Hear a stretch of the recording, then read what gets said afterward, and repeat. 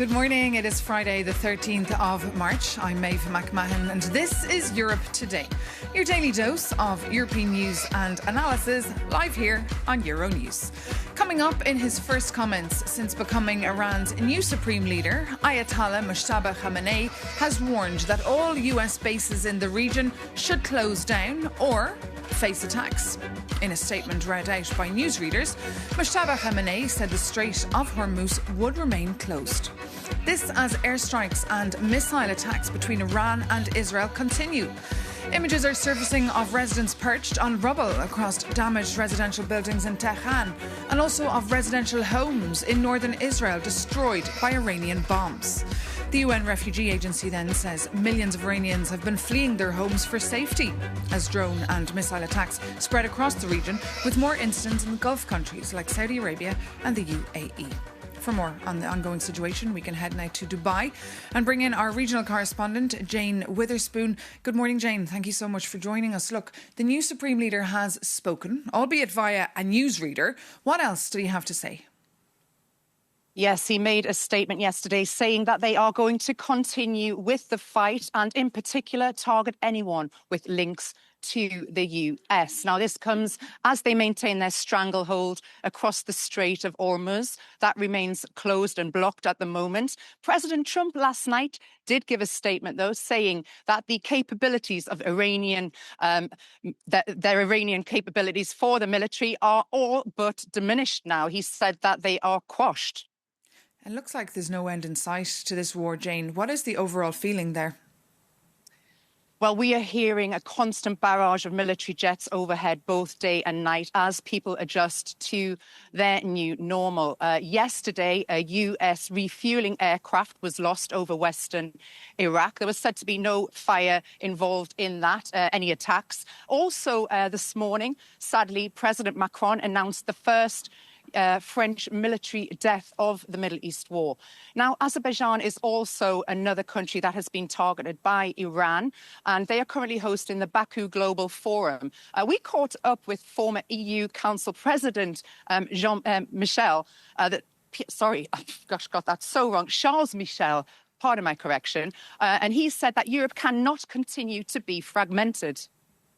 What is going on today, there's a gift for Russia because prices are going up on the one hand because the attention is more focused on the Middle East today, and it allows Russia to continue its war of aggression. It means that on the EU side, we must be lucid. The world is changing very fast, and we have in Europe to develop our own capabilities. Today we are fragmented, and that's regrettable. Charles Michel there, the former EU Council President and Belgian politician. And before that, of course, our correspondent live reporting from Dubai, Jane Witherspoon. And of course, European leaders will be meeting in Brussels next week for a high-stakes EU summit that was meant to actually focus on the economy, but now, of course, will be overshadowed by the growing conflict. EU Council President Antonio Costa has sent a letter to EU leaders saying the negative consequences are already being felt in Europe of this war. For more, I'm joined here on set by Euronews' Sasha Vakalina. So EU leaders very nervous now, Sasha. And we also heard Antonio Costa, the Council President, saying that the only winner of this war is Russia. What are you hearing? Moscow is definitely benefiting from the rising prices on energy, and with the situation around and in the Strait of Hormuz being so tense and escalating, this will continue to happen. Russia will continue to be benefiting and trying to push for those benefits to receive more. Now, it's very interesting what is going to happen with the Strait of Hormuz, because we did hear, as you said, from the new Supreme Leader of Iran that Tehran intends to keep it closed. Now, 2 hours before that address, I spoke exclusively with Iran's ambassador to the United Nations office in Geneva, and he said that Iran does not want to close the Strait of Hormuz, that Iran wants the Strait of Hormuz open. And he said that the only situation that's happening is because there is indeed the war around it. But he said that Iran wants to keep the Strait of Hormuz open, denying everything, denying the closure and denying the intentions to block it. He also denied the fact that Iran attacked the civilian sites and infrastructure across the Gulf. Let's take a listen. No, I cannot accept that claim. Our military forces have been instructed to exclusively target military bases which are used by the United States against our country. Unfortunately, there are a lot of evidences which shows that those military bases are operational against Iran. And the United States is carrying out different military operations against Iran from those bases. Ambassador, but there have been attacks by Iran on the airports, on the residential buildings, on the hotels across the Gulf states. These are not verified. We have been in contact with those states to explain for them what we have done and what we haven't done. And we are ready to share information with them about the operations we have made, about the measures we have taken, and if they have any evidence, we are ready to verify it. There has been a big number of cases that United States or Israel have made some operations in those countries to attribute it to Iran. We have people on the ground in many of them. We have people on the ground in the United Arab Emirates, in Qatar, and these people, the journalists, our correspondents, have been documenting the attacks on non-military sites. As I told you, there might be some operations made not by Iran, maybe by United States or Israel in those countries to attribute it to Iran. What would be the purpose of the US and Israel targeting these civilian sites across the Gulf?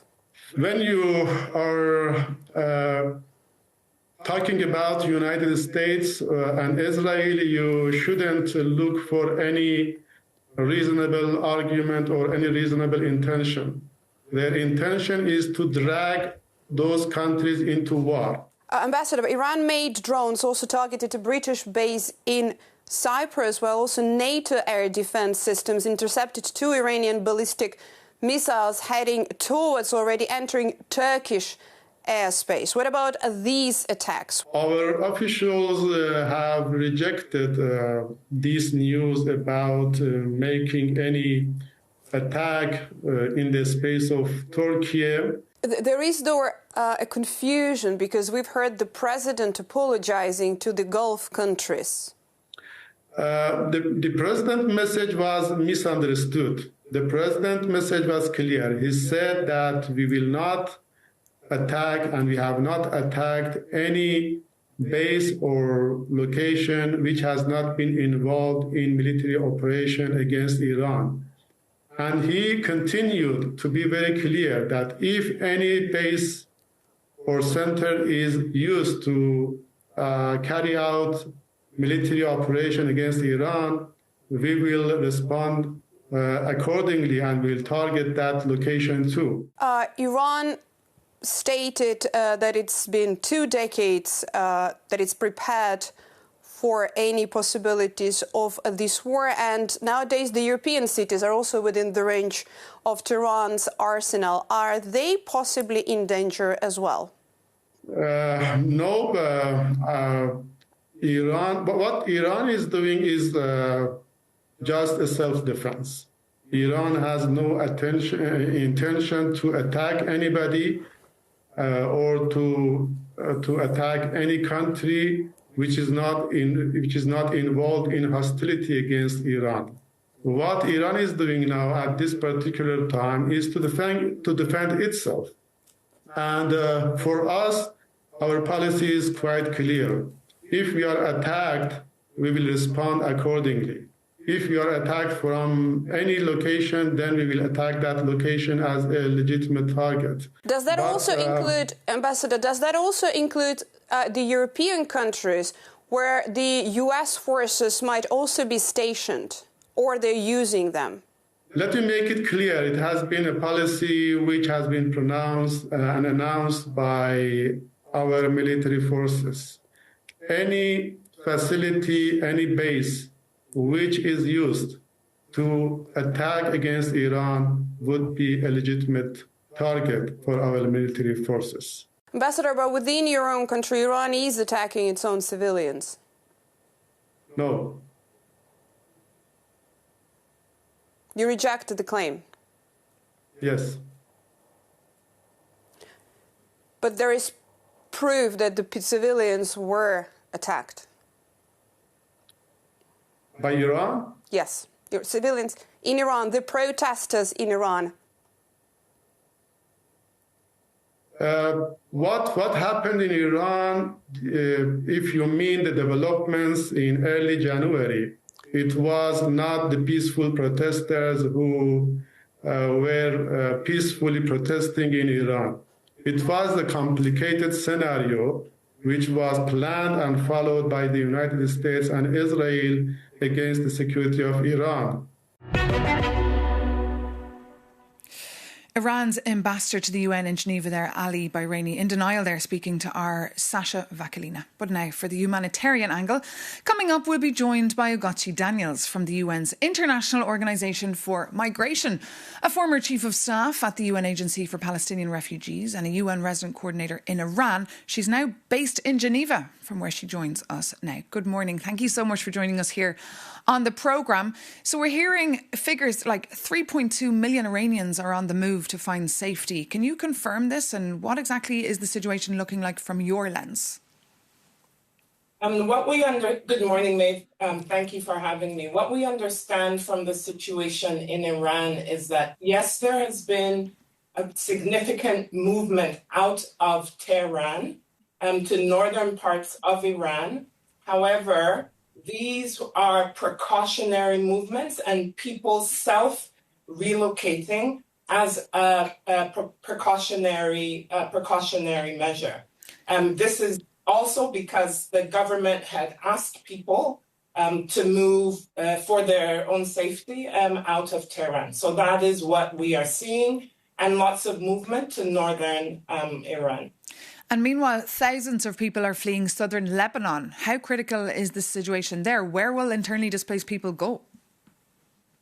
And that's the situation we're really worried about. This is a region that before the conflict had 19 million internally displaced people, and now we have the conflict on top of that. And in Lebanon, 820,000 people are now displaced. We know that about 128,000 of them are in shelters, and the shelters have reached capacity.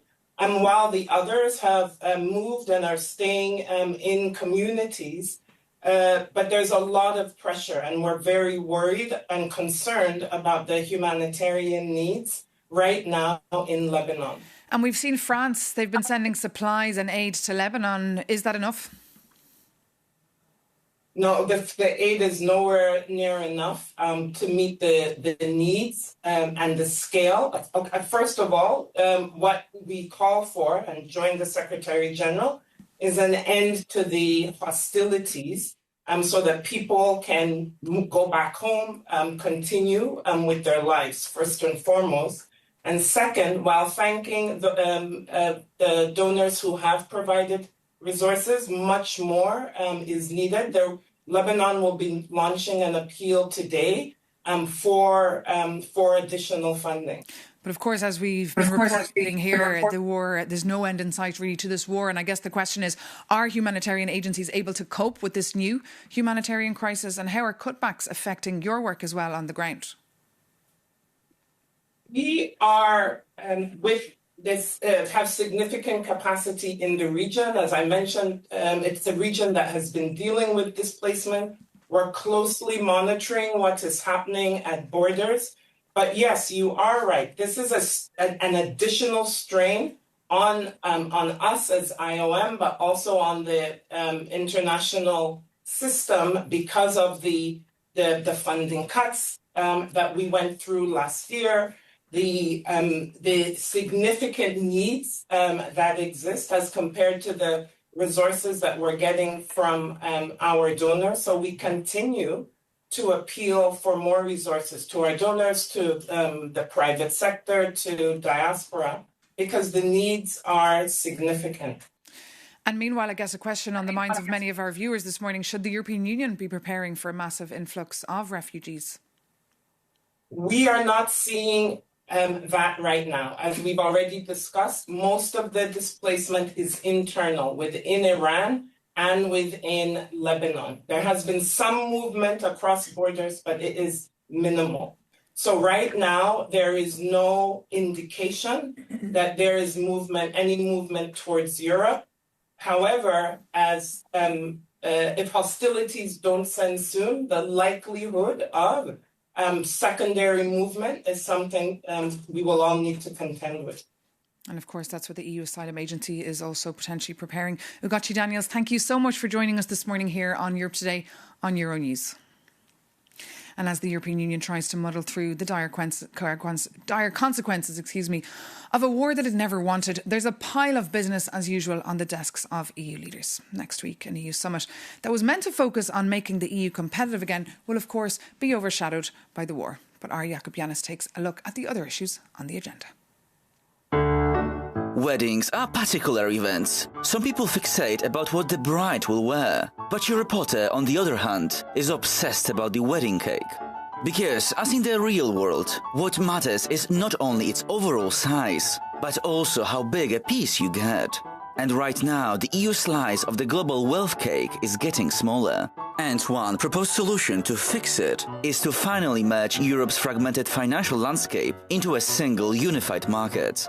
Or in plain English, instead of baking 27 separate cupcakes, Europe wants one giant cake. The EU will account for only around 13% of the global GDP in 2030, which is below the US and way below China. And foreseeing this, Enrico Letta's 2024 reports argued Europe needs deeper financial integration, calling for a shift from 27 regulatory realities to just one. This strategy aims to mobilize the estimated 10 trillion euros in European household savings currently sitting in a low-interest bank deposits, or flowing into Wall Street. By removing national barriers, the plan channels this money into productive investments, allowing innovative companies to scale up across the bloc without relying solely on bank financing or even moving to Silicon Valley. And this week, France, Germany, Italy, the Netherlands, Poland and Spain, so the 6th largest economies in the EU, pushed to accelerate this agenda. In a joint letter, they are urging Brussels to reach an agreement on integrating capital markets by this summer. But one can ask, why hasn't this cake been baked yet? While the recipe might sound great, member states are still arguing over details. Smaller countries fear the framework could hurt their national markets, and these technical disputes keep slowing the process. However, the discussions will continue among EU leaders during the European Council summit next week. So if you are into money, investment or just baking, stay tuned for more. Indeed, stay tuned for more. And for more on that EU summit, we're here on set still with our Sasha Vakalina, because Ukraine, of course, has not been forgotten. That's also a big topic on that summit agenda next week. Absolutely. Volodymyr Zelensky is meeting with French President Emmanuel Macron today on Friday in Paris, and Ukraine will be a big topic for the summit. Of course, also because of this loan, 90 billion loan to Ukraine, which remains blocked and vetoes, and the EU leaders will have to tackle this issue. We'll have to find another way of unblocking the money, as we've heard from Ursula von der Leyen and Antonio Costa, which, as we discussed, will not be even plan B in this case. It's already plan C, D, and so on, Maeve. Indeed, that loan we've been reporting about for months here on Euronews. Sasha Vakalina, thank you so much for that update. And thank you so much for tuning in to us here on Europe Today on Euronews. That brings this Friday's edition to an end. But stay with us here on Euronews for more news and programmes, and visit euronews.com for more news and analysis. Thank you so much for watching. Take care and see you very soon here on Euronews.